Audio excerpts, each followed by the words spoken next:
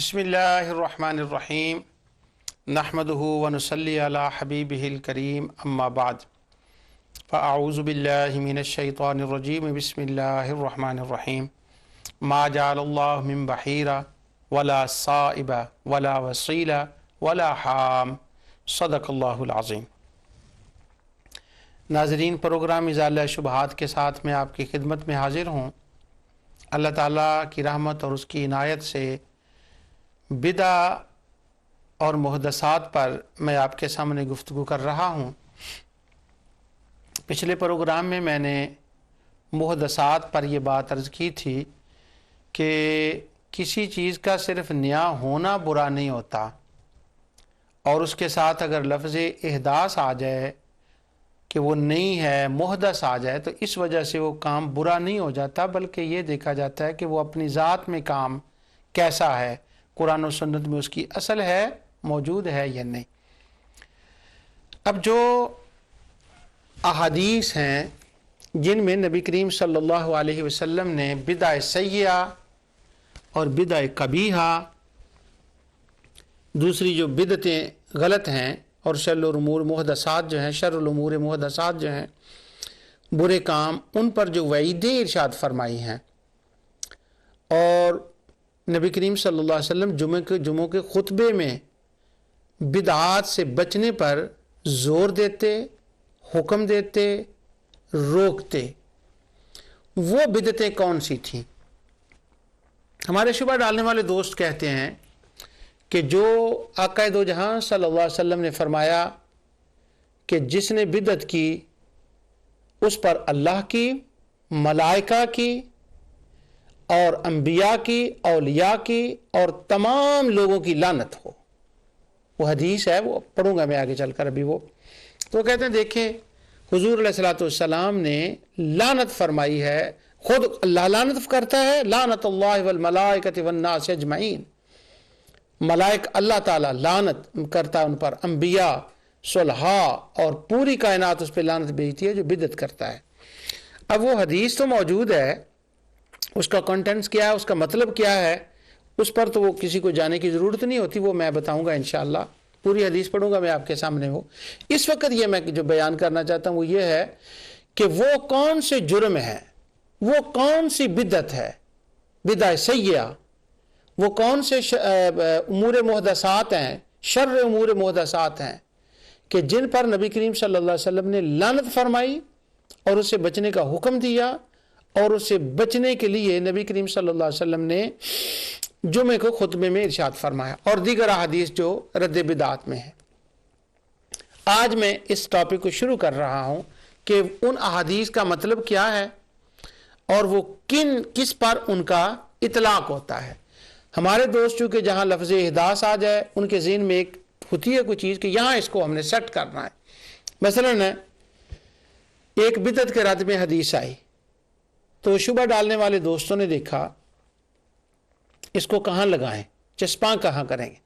उन्होंने अपने गांव में, शहर में, करीब में एक देखा कि अब उन्होंने उस काम का, उनको उसकी खबर नहीं होती, उन्होंने किसी से सुन लिया या खुद उन्होंने जज कर लिया कि ये बंदे 5 जुमेरात के दिन घर में बैठते हैं सारी फैमिली, और कुछ वो पका लेते हैं और इर्द गिर्द के लोगों को भी बुला लेते हैं। वहाँ पर वो कुछ कुरान की तिलावत करते हैं, कुछ वाज़ व नसीहत की बात करते हैं, और अगर मैं मोहब्बत की बात कहूँ तो वो यूँ है कि बैठकर नातें पढ़ते हैं, और वो दूसरी बातें तो नहीं होती, नातें पढ़ते हैं, और उसके बाद वो दुआ कर लेते हैं, और दुआ करने के बाद कुछ खाना होता है वो खा लेते हैं। अब वो ये कहते हैं कि ये जो नबी करीम सल्लल्लाहु अलैहि वसल्लम ने फरमाया ना, अल्लाह की लानत, मलाइका की लानत, औलिया की लानत, पूरी कायनात की लानत, ये इनके ऊपर है, ये जो जुमेरात को ख़त्म देते हैं। लिहाजा उन्होंने उस हदीस का इतलाक वहाँ पर कर दिया। एक दूसरा बंदा उठा, उसने कहा, एक बंदा तिलावत करता है कुरान करीम की और आखिर में जाकर वो कहता है सदक़ल्लाहुल अज़ीम। ये तो बुखारी मुस्लिम में नहीं है कि नबी करीम सल्लल्लाहु अलैहि वसल्लम ने हुक्म दिया हो या सहाबा ने किया हो, तिलावत की और आखिर में सदक़ल्लाहुल अज़ीम कहा हो। तो उसने ये जो कहा अल्लाह ने सच कहा, तो इस पर अल्लाह की लानत ملائکہ کی لعنت، انبیاء کی لعنت اور پورے جہان کی لعنت۔ تو کہہ دیتے ہیں دیکھیں یہ بدعتی لوگ ہیں، ان کے اوپر خدا رسول نے لعنت کی ہیں۔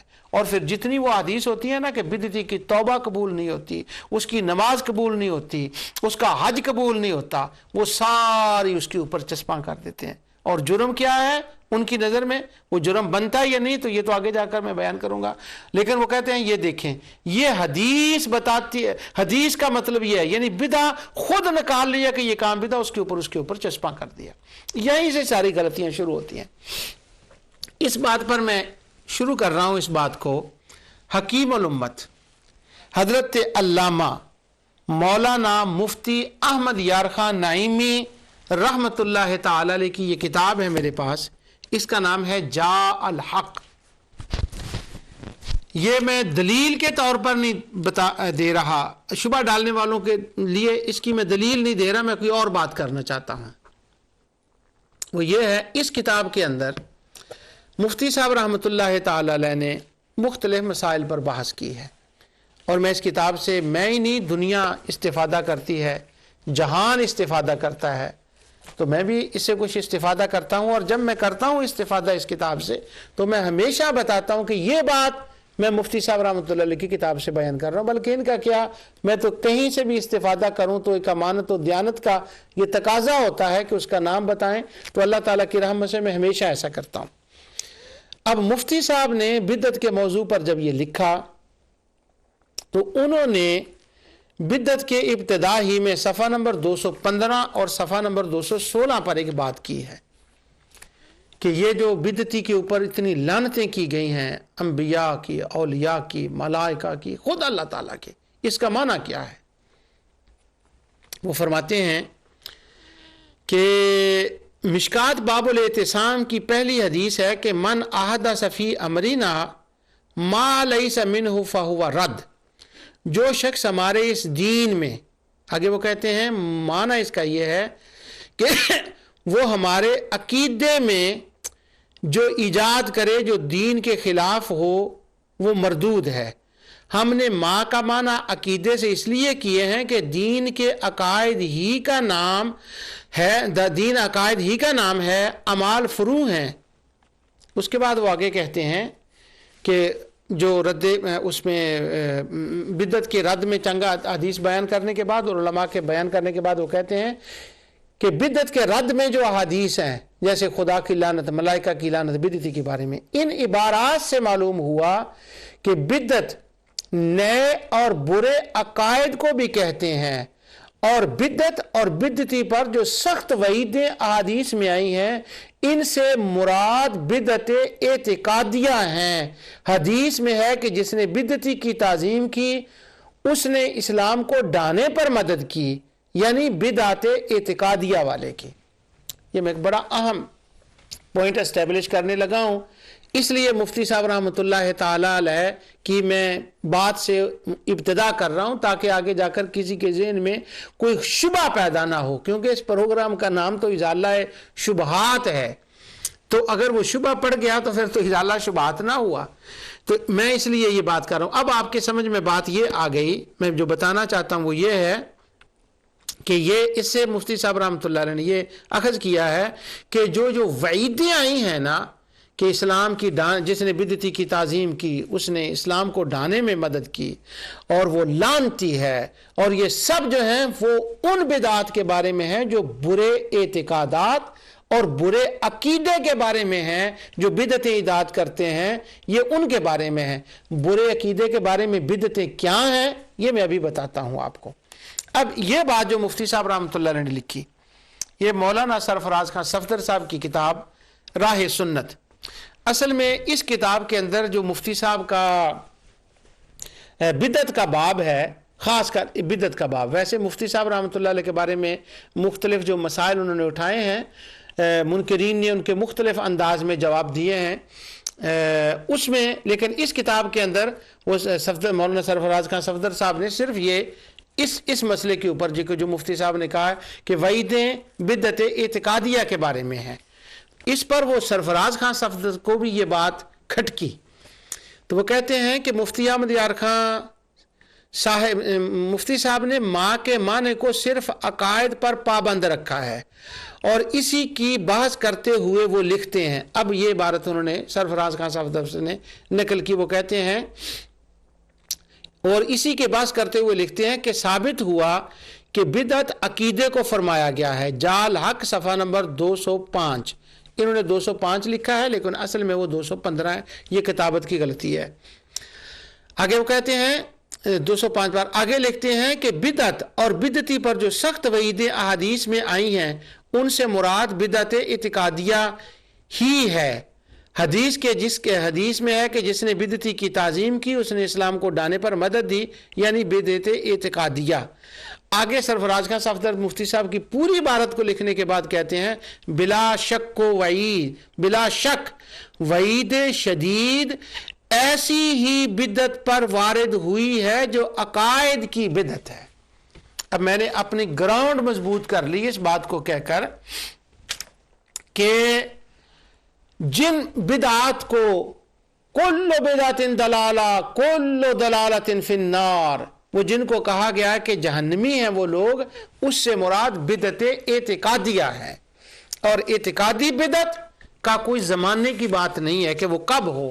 اب یہ نہیں ہے کہ وہ نبی کریم صلی اللہ علیہ وسلم کے زمانے میں کسی نے وہ کام کیا ہو تو وہ بدعت ہوگی، یا صحابہ کے زمانے میں یا تابعین کے زمانے میں. نہیں، برے اعتقاد کسی زمانے میں بھی کسی نے شروع کیے ہوں، برے کام کسی زمانے میں بھی کسی نے شروع کیے ہوں، وہ بدعت دلالہ اور وہ احداث دلالہ ہوگا، وہ محدث دلالہ ہوگا. وہ بندہ جس نے شروع کیا ہے وہ جہنمی ہوگا، خواہ کسی زمانے میں ہو. ایک میں اشارہ آپ کو کر دوں، سیدنا آدم علیہ السلام کے بیٹے قابیل نے جو ایک بدعت کا کام شروع کیا تھا، نیا کام، قتل حضرت حابیل علیہ السلام کا یا رضی اللہ عنہ کا، وہ جو اس نے ان کو شہید کیا تھا، وہ حدیث میں آتا ہے کہ نیا کام تھا. اب وہ نہ صحابہ کے دور میں، نہ تابعین کے دور میں، نہ تبع تابعین کے دور میں، آدم علیہ السلام کے زمانے میں، لیکن تھی وہ بدعت سیئہ، تھی وہ بدعت قبیحہ. اس کا مطلب یہ ہوا بات زمانے کی نہیں ہے، بات یہ ہے کہ کام اچھا یا برا ہے کسی وقت بھی ہو. یہ زمانے کی بات پر یہ صحابہ اور تابعین میں جو شروع ہوتا ہے نہیں برا، اس کی بات میں آگے چل کر کروں گا اور دلائل کا آگے میں بیان کروں گا. تو بدعت اعتقادیہ مراد ہے. اب میں مفتی صاحب کی کتاب ہی سے آگے بیان کرتا ہوں. وہ فرماتے ہیں صفحہ 219 پر، وہ کہتے ہیں بدعت کی قسموں کی پہچانیں اور علامتیں. پہلے انہوں نے بدعت کی مختلف قسمیں بیان کی ہیں اور انہوں نے مرکات باب الاعتصام بالکتاب والسنہ سے نقل کیا ہے کہ بدعتیں کیا ہوتی ہیں. انہوں نے 5 بدعتوں کا بیان کیا. اب وہ اس کے آگے بیان فرماتے ہیں کہ وہ جو 5 بدعتیں ہیں اس میں حسنہ ہوتی ہے، سیئہ ہوتی ہے، جو بدعت اسلام کے خلاف ہو یا کسی سنت کو مٹانے والی ہو وہ بدعت سیئہ ہے، اور جو ایسی نہ ہو وہ بدعت حسنہ ہے. آگے انہوں نے وہ بدعات کا بیان کیا. یہ میں اگلے کسی پروگرام میں تفصیل بیان کروں گا. یہاں سے میں یہ بات کرنا چاہتا ہوں کہ فرماتے ہیں بدعت جائز، بدعت مستحبہ، بدعت واجبہ، بدعت مکروہہ، بدعت حرام اور کفریہ شرکیہ بدعت.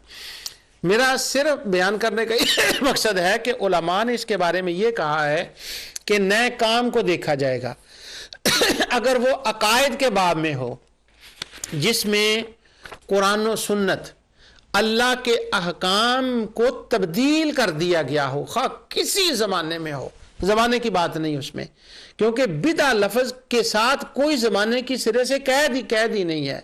اور یہ جو احداث ہے، حدث ہے، اس کی بھی کسی زمانے کے ساتھ قید نہیں ہے، جب بھی ہو. جیسے میں نے حضرت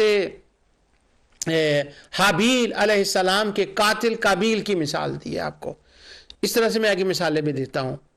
اگر تو وہ عقائد کے باب میں تو ممکن ہے کہ وہ کفر اور شرک بن جائے، اگر وہ اعمال کے باب میں ہے تو ممکن ہے وہ حرام بن جائے، مکروہ تحریمی بن جائے، اور اگر وہ جائز کاموں میں ہے تو ممکن ہے وہ واجب بن جائے، یا وہ حسنہ بن جائے، یا وہ جائز بن جائے.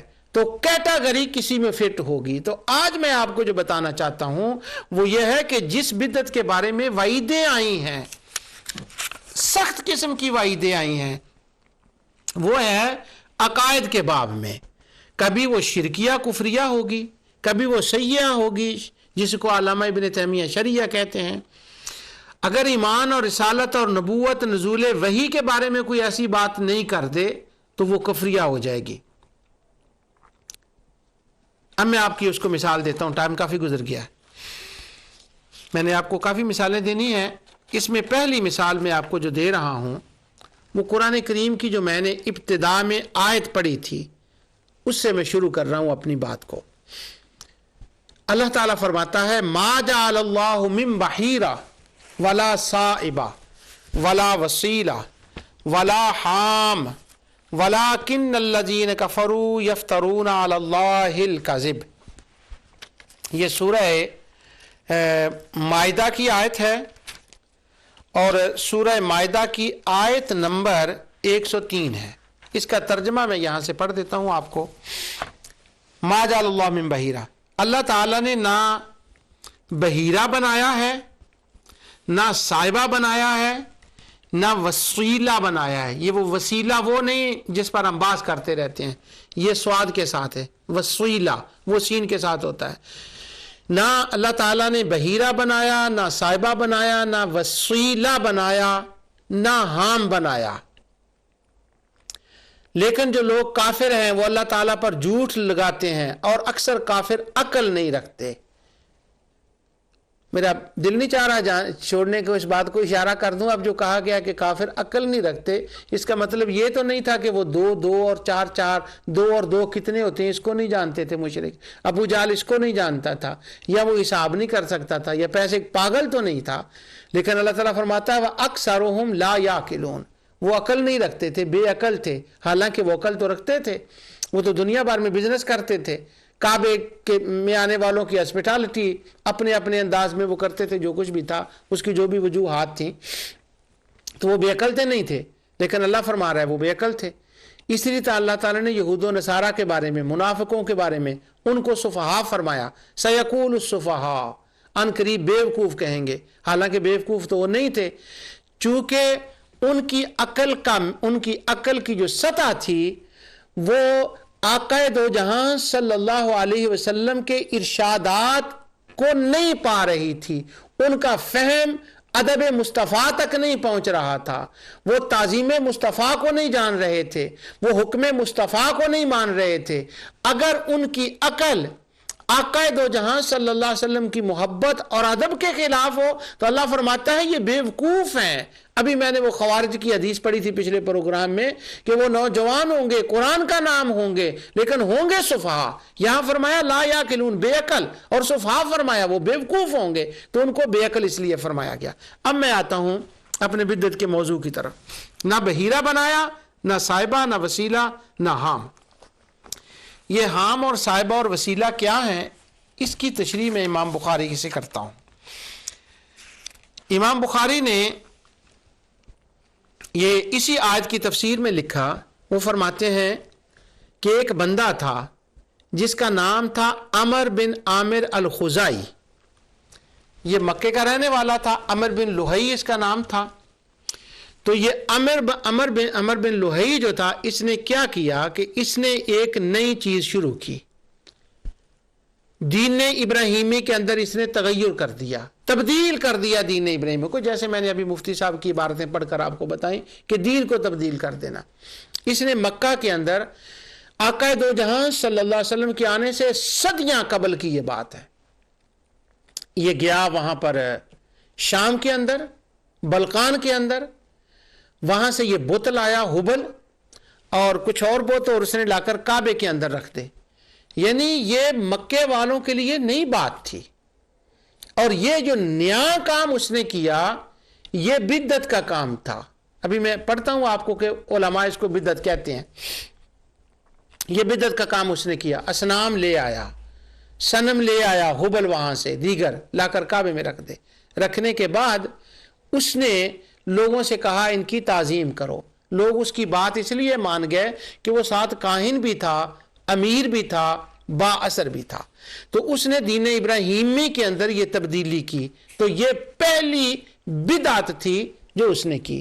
تو امام بخاری فرماتے ہیں کہ حضرت ابو ہریرہ روایت کرتے ہیں کہ قال نبی صلی اللہ علیہ وسلم رأیت عمر بن عامر الخزاعی یجر قصبہ فی النار وکان اول من سیب السوائب، کہ میں نے عمر بن لہئی کو دیکھا کہ وہ جہنم کے اندر کیا تھا کہ اپنی آنتڑیوں کے ساتھ دوزخ میں کھینچا جا رہا تھا۔